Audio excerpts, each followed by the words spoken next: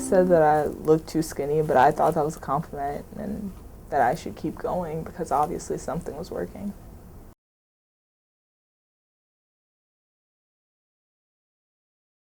Well, my mom always got on my case saying, like, why aren't you eating? You're looking smaller. Do you have, like, an issue or whatever? And I was like, no, I look like, because I had such disformed perception of myself, I guess you could say, and I couldn't see it, that I was losing weight. And so I don't know, I didn't believe it.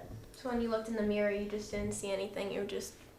Did you see anything that you wanted to see? Were you seeing results, or was it just no. you looked the same?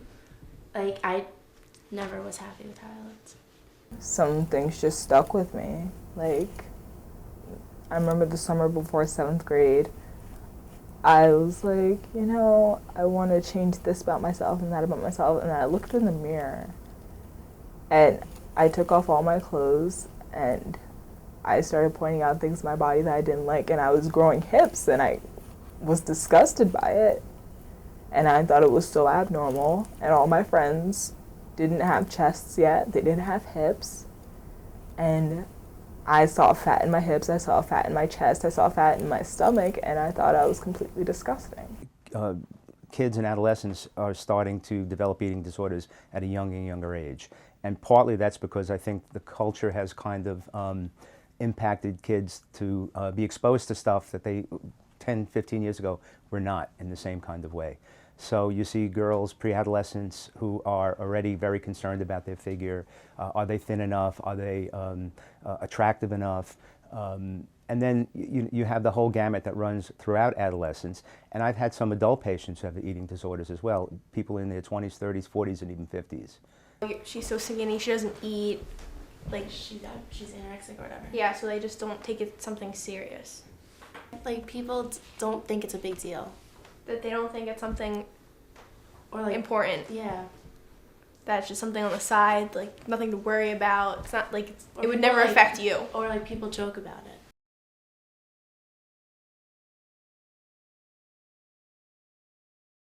When people told me that I looked too skinny, it made me feel really good. Because that made me feel like my efforts were being recognized and that I was getting thinner. Obviously, they couldn't see that I was obese, but I saw it, and if I was getting thinner, then obviously that was an improvement. I would come home, and then I would drink water, like probably 3 bottles of water, and then I would work out for about 3.5 hours, and then I'd go back, and then I would try to eat something healthy like a salad or something, and then I'd go back and work out again for another 2 hours or so, and then I'd go to sleep. The anorexic doesn't want to take in food because they want to maintain a certain kind of body image, a distorted body image, and the bulimic will take in food, but then will expel it for the same reason. Well, it didn't start off as like wanting, it like wasn't about wanting to like lose weight or look different. I had like a lot of personal issues at home, like my parents fighting and everything, and a lot of stress on my life, and I stopped dancing, which I've been doing my entire life. I stopped dancing for a year, and I kind of didn't really know, like that was like my way of, I guess, staying in shape or whatever, and everything just crashed. Was there anyone there for you throughout it all? Like, was there anybody that you would just talk to because you knew you couldn't, so you didn't have like a support system, you didn't have someone? I didn't tell anyone. So it was just to yourself, so your family didn't know? No, or I kept it anything? for like 7 months. Well, it started off as a way of controlling something in my life. Like, I can control what I look like, what I eat, what I don't eat, how much I weigh, I guess. And everything else in my life I couldn't control. So if I had control over something, I felt like in place, and it just got way out of hand. Like, I didn't even realize it.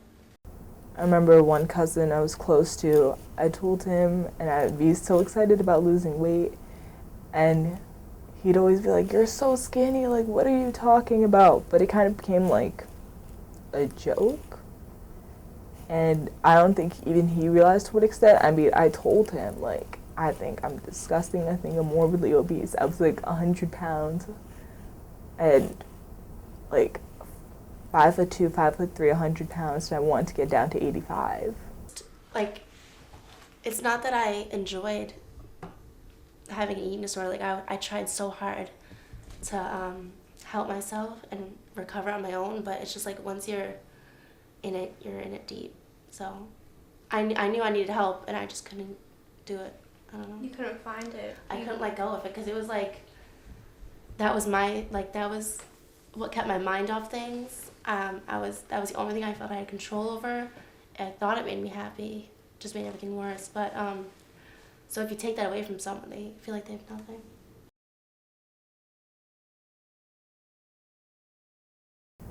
And I don't think anybody really knew. My mom, for sure, did not know. My mom, she just gets on my case about it. Like, she would, like, shove food in my face or, like, sit me down and, like, make me eat, and it just pissed me off so much, I guess. And she would always tell me to not wear, like, tight clothes or whatever because I don't know, maybe she was embarrassed. So I guess, I don't know. I was getting thinner very quickly.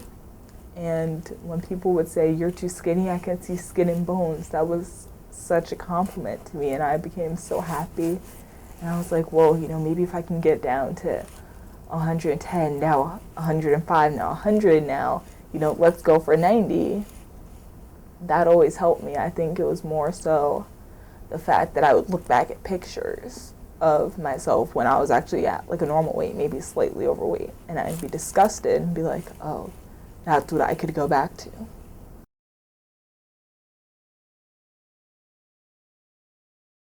You always see these people on TV with such like perfect bodies. You think they're so beautiful with all their airbrush skin. Well, like, yeah, I would like look at it all day and I'd kind of be like, I have to look like that. So you wanted you wanted to have that expectation to be up there like them. So much is made of having the perfect figure. You don't see many plus-size people in advertisements on television.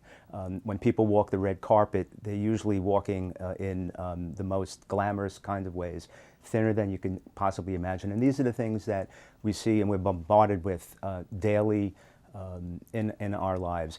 It's not a matter of stopping. You can't really stop.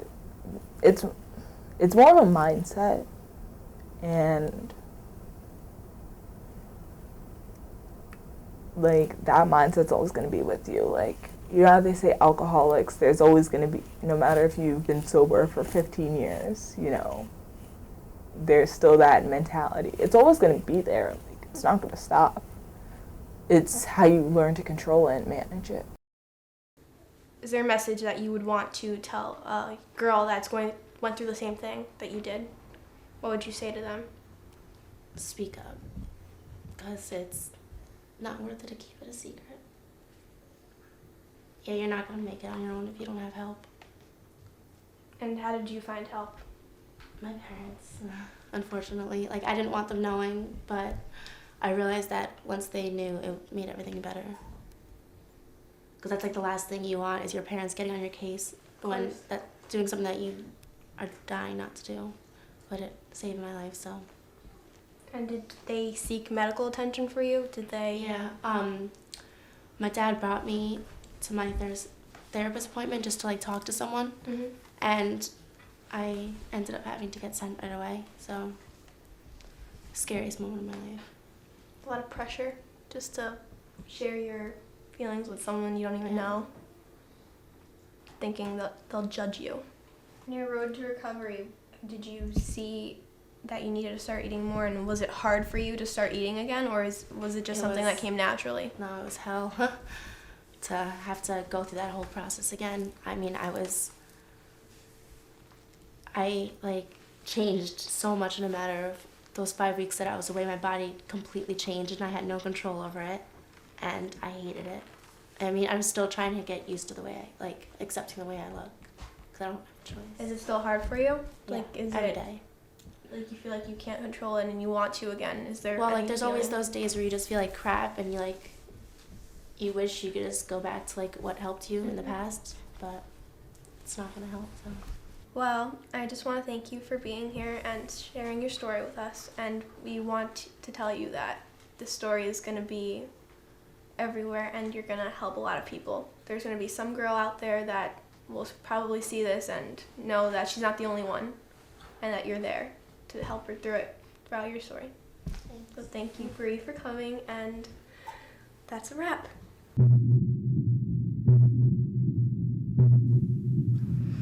Why are my jeans so tight? I just measured myself this morning. I've been good all week.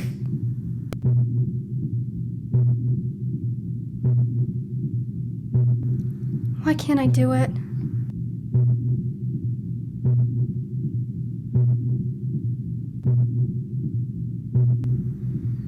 I have to work out. I'm so disgusting. I'm so cold.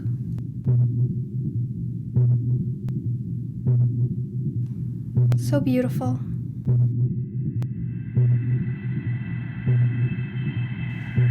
Someday. Someday.